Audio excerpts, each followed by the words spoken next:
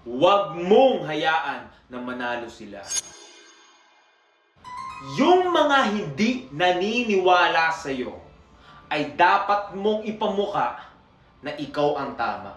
Sa lahat ng mga hindi naniniwala sa'yo na kunyari nag-gym ka, or may ginagawa kang business, or pera, or modus na kung anumang klaseng negosyo yan, o trabaho, kung ano man yan, content man yan, ay dapat ikaw ang mananalo.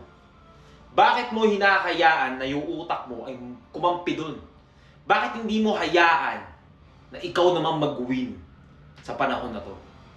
Alam mo, ilang beses mo nang pinagloloko yung sarili mo, na ilang beses mo na sinabi na magiging best version ako, makikita ko yung killer shape ko, pero ilang beses hindi natupad. Tapos eto, may mga hater ka na, may mga tumatawa na sa'yo, paano mo natitiis yung mga tawa nila na naririnig mo at tinatambay mo sa utak mo at talagang hindi mo inaabot yung best version mo. Dapat mo maabot, dapat ka manggigil, dapat magkaroon ka ng gigil. Dapat hindi ka papayag na sila ang mananalo. Alam mo, ikaw ang bida dito sa palabas na to eh. Bakit mo hinahayaan yun? Dapat ipamukha mo sa kanila yung mga mata nila, yung mga ngiti nila, ay yung mga body language nila ay mapapabago mo. Yung mga ngiti nila, yung mata nila, nag-iiba na. Kailangan maparamdam mo, kailangan ipilit mo sa kanila na ikaw ang tama.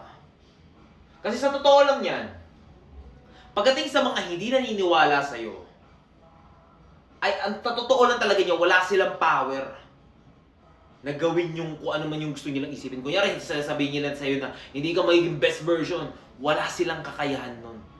Ang meron lang sila ay meron lang silang mga, alam mo yung, tililing na ingay. Yun lang ang meron sila. Pero ikaw, nasa kamay mo ang best version. Nasa kamay mo ang respect. Nasa kamay mo ang pagpapakalupit. Bakit mo hinahayaan na sila ang humawak nun? Bakit mo pinapakinggan yun? Dapat mo maabot yung best version mo dahil yung posisyon mo ngayon ay hindi mo deserve.